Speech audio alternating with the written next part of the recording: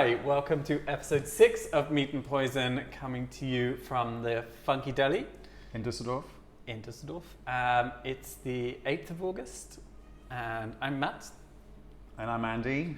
Today we're celebrating the greatest tennis player still living. We are. Well, at least to date, he is the greatest. Today is Roger Federer's birthday, and Happy we're birthday, drinking something. Oh, Roger.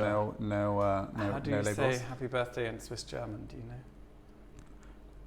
I'm not going to do it. I want to hear your Swiss German accent. Testy times. I don't want to make that something faux pas. incomprehensible to anyone outside of Switzerland, I'm going to say. We're drinking drinking something violently coloured vile sports drinks. We may actually die at the end of this episode. Trying to find an alcohol associated with the tennis player was quite hard. So we decided that we wouldn't be drinking champagne because there's so much, sport. Because we have so much champagne anyway. We just have so much champagne. We thought we would drink like a sports. I'm drinking something that's pretending to be something to do with cherries. Well, mine is a colour that doesn't exist in nature, and apparently it's mountain. It's delightful. I'm not sure I'm going to get through a whole mountain blast. I think that's what I need. Roger Federer is an icon, a hero of yours. I think definitely. Yes. Fair to say. So maybe you want to give us a bit of an intro on the man, the legend that is. Well, I'm a crazy fan of tennis. That's a given. But Roger Federer presents a particular interest for me because he's first of all sort of my generation. He's a couple of years older than me, even. Yeah. Still playing better than me somehow. Still. Much better. Never quite got there, did you? Yeah. I don't know how he does that. But apparently he's some kind of a pro. And he is sort of everything that I love about tennis. He's won everything, pretty much everything. So he's been on tour for 22 years, nearly non-stop. I mean, he took a few breaks. 2 years after turning pro, you win a bronze medal at the Sydney Olympics, and then the next year you defeat Pete Sampras at Wimbledon. So, I mean, this man... it's an auspicious start. It is. I mean, he wasn't at his sort of top of the game until 2003 when he won his first major. And then in 2004, he became number 1 in February for the first time and stayed there for over 4 consecutive years. 2004 until 2009 was the Roger Federer era, full stop. It was his first era. The first era of his dominance. And he also brought in 2015, after he'd been already written off from winning any majors by then for a couple of years after winning his Wimbledon in 2012 against Andy Murray. He brought Switzerland their first ever Davis Cup victory in 2015. I mean, that was a hell of a comeback, right? His sort of period of, I think, I can't remember the dates we were looking at earlier. 2017 he came back after... So 12 to 17 he's kind of... People start writing him off. He's not winning any majors, and then comes back at the Andy Murray and Djokovic dominating the sports. Roger Federer takes, after the Wimbledon of 2016, or maybe even before that, he takes a half-year break. So people were like, okay, well, maybe his body is not really... comes back at 36. Produce 35.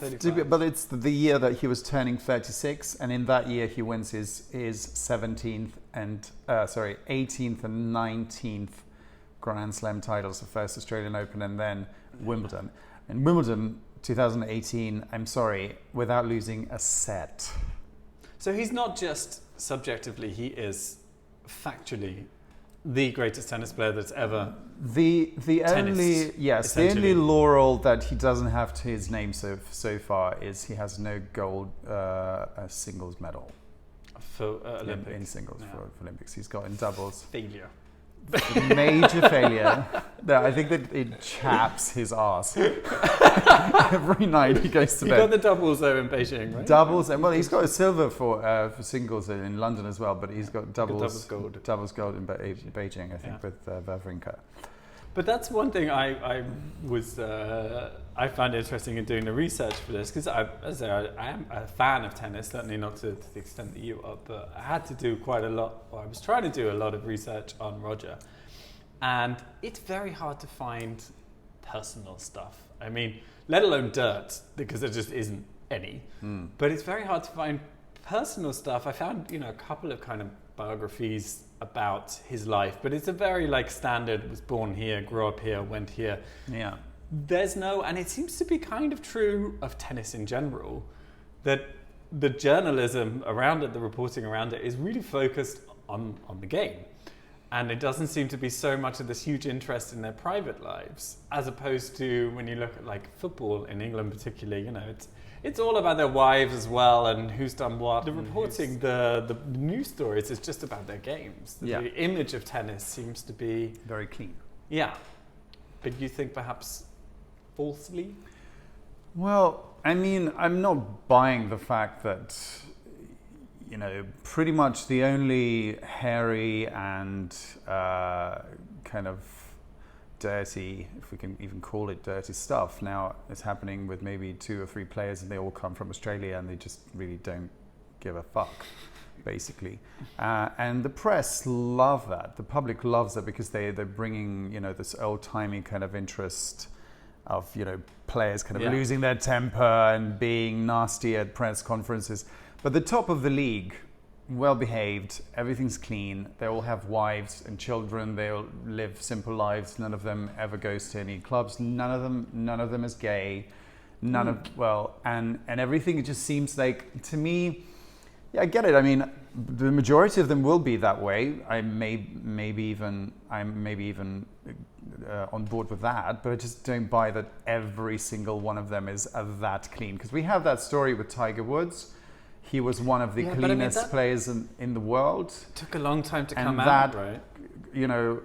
Crashed and burned, and now we have. But it's weird. I wonder if I mean, I think they do have very protective press teams, but it does also seem to be that the journalism around it just isn't that interested in the private lives. They just, or maybe it's because their private lives aren't very interested. No. But, I mean, like you say about the gay thing, I mean, you can't believe that in, 1,000 ranked players in the ATP, that none of them... There is one that I know about, but he's literally... I mean, it's not like a player that you will see playing a major...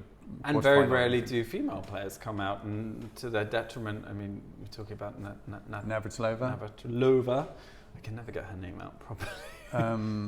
There are some...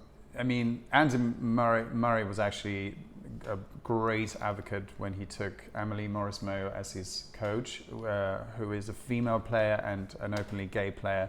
Is also obviously not berated, but she was kind of eaten by the press when she came out and called nasty names and all that kind of stuff, which to me doesn't sound really modern, and it seems like the sport is a bit out of step with whatever's happening in our societies politically, and especially.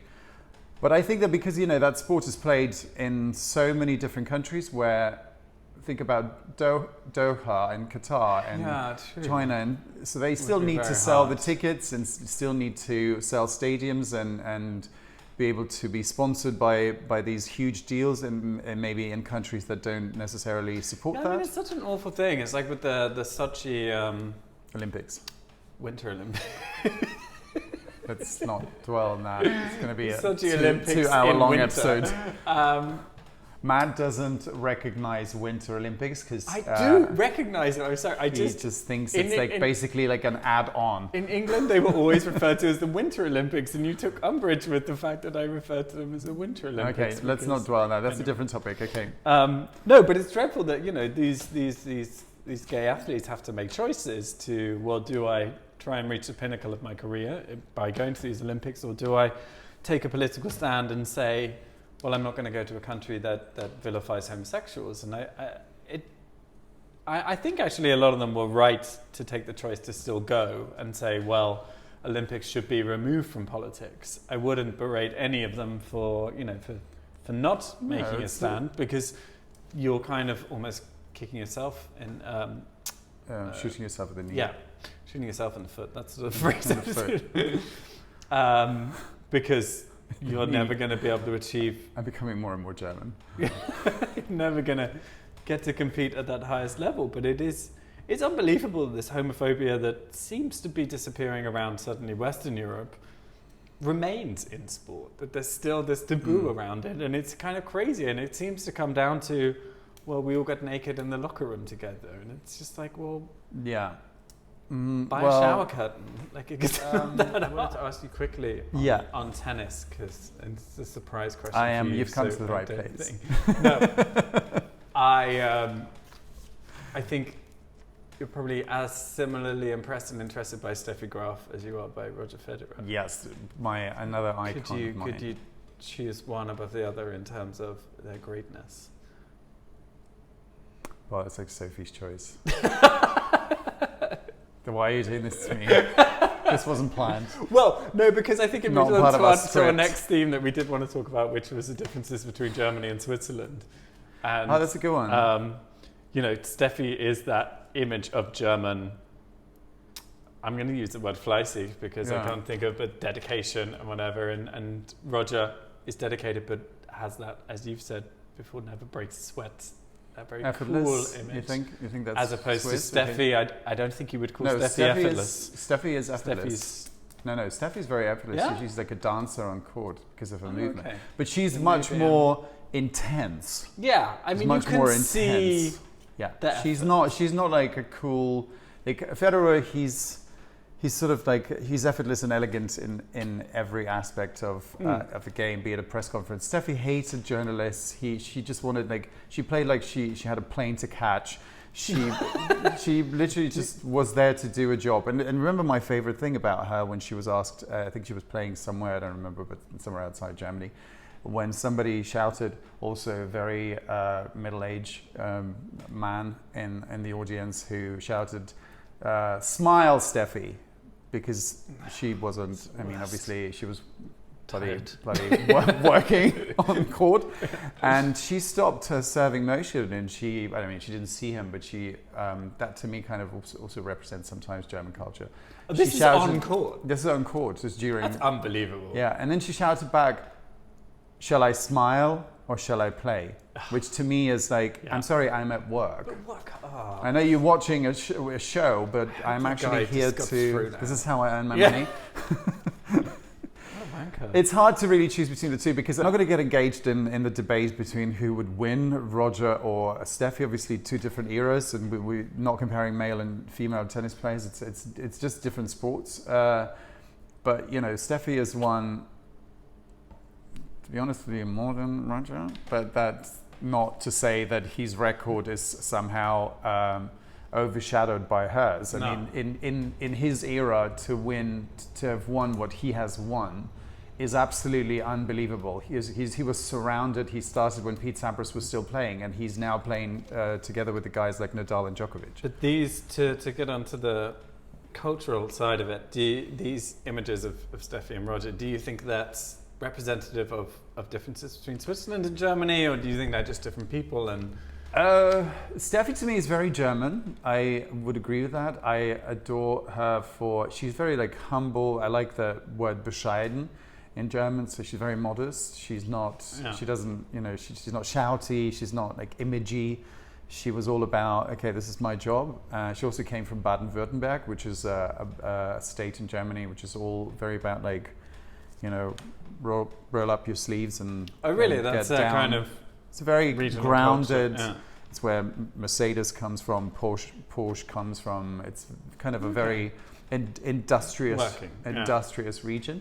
And she, to me, is the reflection of that. Roger, I don't know, maybe because I haven't lived in Switzerland, so I don't really know whether he's like the perfect representative of Switzerland. He's obviously very, I think, neutral. He doesn't have any sort of edges to himself. Yeah, so maybe he is very representative of Switzerland. Yeah. I mean, he's sort of, his mother's South African anyway, so not what was the term you were telling me? Eidgenosse. Ooh, we're going there. Eidgenosse.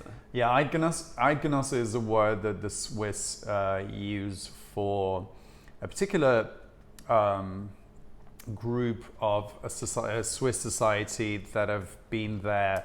They're like not first generation, obviously that wouldn't be possible, but it's like American first generation WASPs and like sort of the true grounding, the founding fathers type of thing. The true Swiss, and you allegedly you get better treatment as that person. You get preferences. I mean, I'm pretty sure Roger gets fairly good treatment now in Switzerland. He's the pinnacle of absolute. Swiss now. He's like Nelson Mandela in South Africa for the Swiss. So he's the icon. I think it's an interesting thing that I came to discover having worked with Swiss people whilst I was here in Germany, and I had probably been a little dismissive of their culture because you're kind of like, well, it's a very small country and it's not a globally dominant culture, but they're very protective of their culture, and it is very separate from other German-speaking countries, which I think it tends to get lumped in with. You agreed with me. It's also not just a German-speaking country, but yeah, of course, and it's got this amazing blend of lots of of Italian, of German, of French roots, but it does have very much its own identity, and it does have a very it's very protective of its culture. It's very protective of who can move there, which is totally different from Germany, which is much more of an open country. But Germany is a social, a true social market economy. I think one of the only ones, the true ones and functioning ones in Europe, and maybe like except Scandinavia. And it's much more open borders, many more opportunities for people like us, for expats, while Switzerland is a little bit more, it's much more guarded and much sort of, less willing to give it anything away unless you are either Eidgenosse or a Swiss national. I mean, I do understand that there's a little bit of a pushback in places like Zurich and Geneva, particularly in Zurich, where you've got all the big banks bringing in huge amounts of expats, pushing up the rents to enormous levels. There's no requirement to speak any of the local languages. Be careful with your pen. Yeah, and white trousers. Good boy. White trousers. By the way, if you're watching this on YouTube, you can tell that we basically have decided to coordinated on a blue and white sports theme. Right. Sorry, I interrupted you with the banks. No, I understand why some countries, not that I'm pro-nationalism particularly, I do. Isn't that a great statement? No, I do. I am super pro-nationalism. I do start to understand if you're getting to places. You were saying it when you were in Berlin recently, that you're at a restaurant and the waitress or waiter doesn't speak German. Yeah. And that must be upsetting if you were in your own country trying to speak your own language, and actually the people you need to interact with aren't speaking your language. I mean, I can't imagine a British person walking into a pub trying to order a pint and someone replying to them in French. There would, there's no chance you'd have a job. I mean, that is just grotesque, but because English is such an international language. But in Germany still, I mean, in Berlin, it just doesn't feel like you're in Germany, because sometimes you get into places where the feel is so different and you can't even place it. Yeah, it's super international, and I think Switzerland's got a difficult balancing act there, because they've got so much international, such an international workforce because of the banks and the major international companies and their tax laws and things. Trying to protect a culture or trying to nurture a culture, particularly a local culture, is quite difficult. I think. Quite a difficult thing, and I think sometimes it comes across there as possibly a little unfriendly, a little unopen to outsiders, unless they're bringing lots of money, in which case it seems fine. Would be my opinion. And on that note, that's our show. Well, I don't know, because it does. It's the first thing you think of with Switzerland, isn't it? Is money. That's all we have time for today. No, but can I read to you a quote that I by a Swiss citizen, I think he was a typical Eidgenosse, by the way, which I read in a scientific book because I study that for my professional gain, and that quote really stuck with me, but I just, it's really hard to sort of even relate to it because I have no such experience. I'm not a Swiss citizen. I've never lived there. I've traveled there, but very, very little. But to me, that quote, like, literally just like shocked me on a cultural level. We are not rich, but we live in a rich country and behave like the rich. That means we feel constantly threatened, and all our time is spent defending the wealth of our country. It's really hard for me to... It's just really hard to hear a Swiss going, we are not rich, because you're like, nah. Well, really? I mean, compared to what? But maybe it's the... maybe he just didn't want to sort of show off. But not everyone is as rich as Roger Federer there, no. Or a banker. But I'm just saying, I think that they are very proud of their country and kind of guarded and protective of their country. Maybe because, they're sort of surrounded by very different cultures. They're a very small community. They've chosen a very different political system for them. They've invested so much into their, the nature and the climate, because we've both traveled there and it's one of the most beautiful countries in the world. It is, absolutely. I mean, it's just like, you get absolutely, even if you hate Switzerland, when you're there, you're just astounded by how gorgeous everything is. And I think they just kind of, I don't know, we spoke about this a few episodes ago when we were talking about l'Académie Française and what you thought about the protection of French culture in France, and asked you what you actually think of, communities or cultures like Japan or Switzerland in this case, who can be just slightly hostile to the foreigners. Yeah, as I say, I partly understand it. I think the thing is with Switzerland, it's they want to have their cake and eat it too, and I think they're not doing a very good marketing job, personally, because they're kind of like, well, we want to protect the local culture, but we'll take anyone who moves here with enough money is fine. So that's a little off. And then there's also, as I said, the first thing I think most people think of with Switzerland, all right, you might come to chocolate, but a lot of it is money, like it's wealthy. Cheese, a lot of money. Watches. And people don't, nobody, Farmer. Everyone's always going to go after the richest guy in the room, aren't they? And find something bad against him. And you're like, well, maybe they should try and concentrate on marketing how beautiful their country is. I think they're great at marketing Toblerone and cheese and whatnot, and their Swiss chocolate and their ski resorts. Yeah, ski resorts. I mean, ski resorts fine, yeah, but there's a lot of beauty there. But again, it's all stuff to do with wealthy people, isn't it? It's skiing and it's expensive watches, and I agree with you.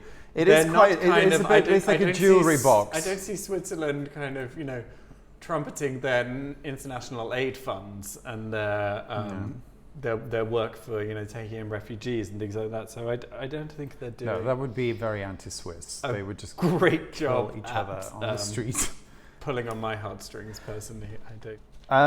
Do you know what I really find fascinating about Switzerland is how it's a small country, granted, but still a heterogeneous society, a confederation of very different cultures and speaking different languages can still manage to function so well together. Yeah.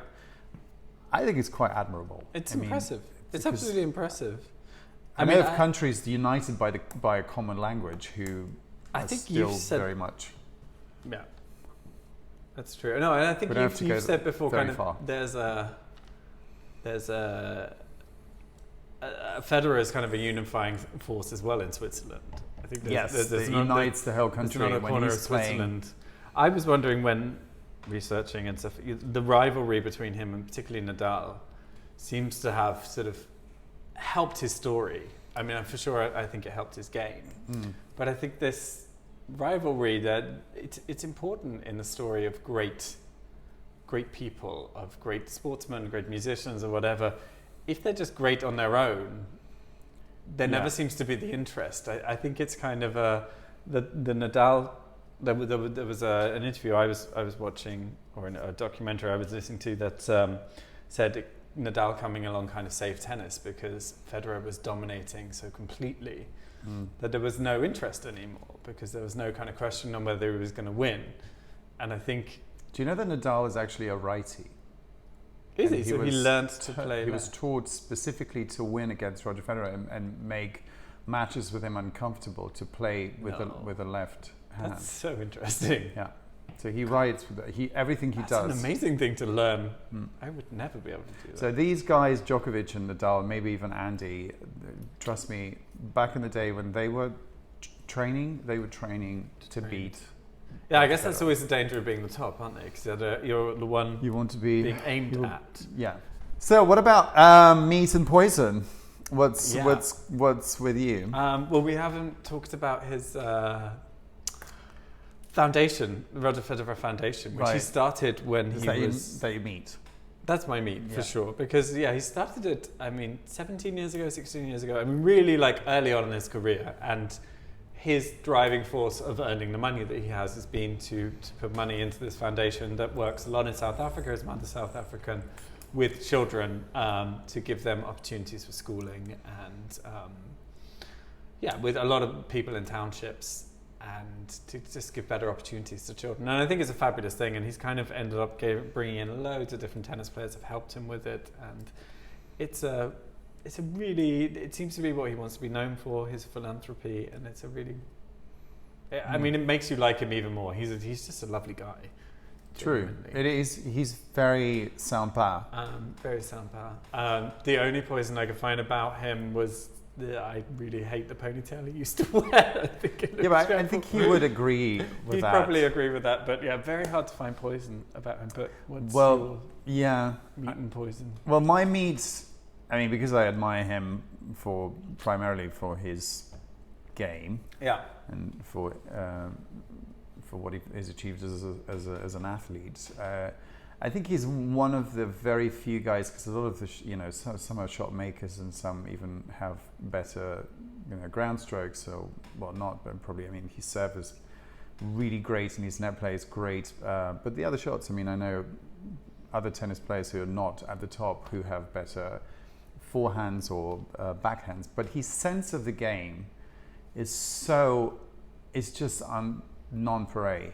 It's absolutely beyond compare, because he's got a feel for the ball and for what's happening in the match and for the speed and for what your rival is thinking about. I think he's just this legendary smart of Roger Federer is what I really, really admire, because you're watching him play and you see him sort of his mind working. It's super intelligent. It's not just shot making. Shall we finish on our recommendations? Yeah, I was going to recommend, if you are interested in tennis, and it's very hard to get tickets, obviously, to the big things, big championships, but the warm-up tournaments, which aren't so overly publicised always, offer a really great chance to go and see some fabulous players before. So, for example, near to my hometown of Brighton, there's Eastbourne, just played as a warm-up tournament to Wimbledon. There's also one here in North Rhine-Westphalian called at Halle, which is also a grass court warm-up. Where I saw Roger Federer live. Where you've watched Roger Federer. So you get the chance to see these greats, not all of them, because they kind of split themselves, and the big ones each go to separate ones. But you get to see some really great tennis up close. It's much smaller stadiums, much smaller. Much lower prices and much easier to get tickets. So True. If you're a big tennis fan, it's worthwhile investigating what the warm-up tournaments are maybe near to you. I'm going to recommend a match which you can re-watch on YouTube. I think, especially today, these matches are all available for download. It's kind of resurgence of Roger's dominance for me when he came back in 2017 at age 35 and won against Nadal at the Australian Open. 2007. Did I say 2001? 2017. No, it's the best Roger Federer tennis I've ever seen.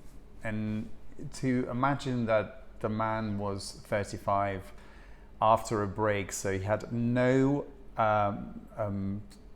preparatory tournament. He literally just launched into the Australian Open. seeded 17 and reached the final against his, all-time rival, and won against him. But if you're watching Roger play there, I don't know what place he went to in his mind, but the level of play is just, it's indescribable, really. Especially if you watched his earlier matches. And maybe just a recommendation about Switzerland, because I've traveled just a tiny little bit around it, visiting friends and just sort of traveling on my own. There's a beautiful place in German-speaking Switzerland called Interlaken. I'm not sure I'm saying it right in English. And I absolutely recommend it. Switzerland is full of places so beautiful in terms of nature and mountains and everything. So I think we've talked enough about Roger. This has been Meat and Poison with Matt and Andy.